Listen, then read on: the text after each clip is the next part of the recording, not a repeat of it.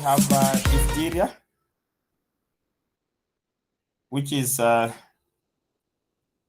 again caused by C. diphtheriae, common severe form of pharyngitis, highly contagious bacterial infection, primarily affects the throat and the upper respiratory tract, produces thick grayish membrane that can affect the breathing and can cause serious complications if not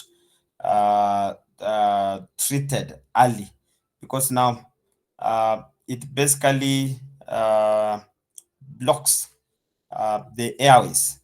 So that's why it's important that it needs to be managed at the earliest onset possible.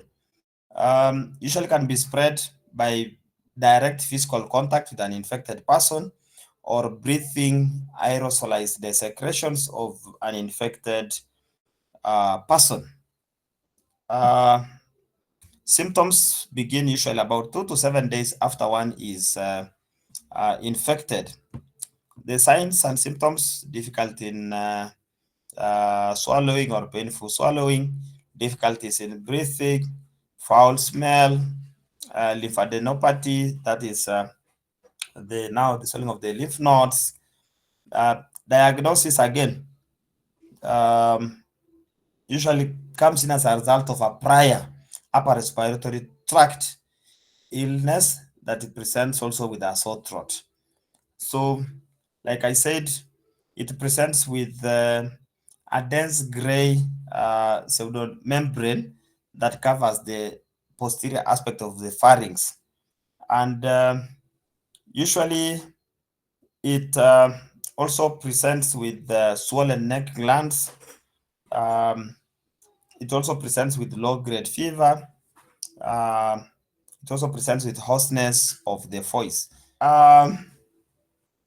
Management, usually with the diphtheria, you can give the diphtheria antitoxin, which can be given intravenously or intramuscularly. Antibiotics have not really shown much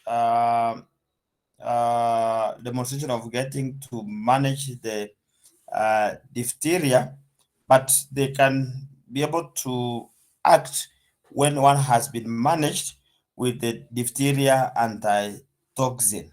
So you can give like bacteria like the erythromycin or the penicillin once you've given the diphtheria antitoxin.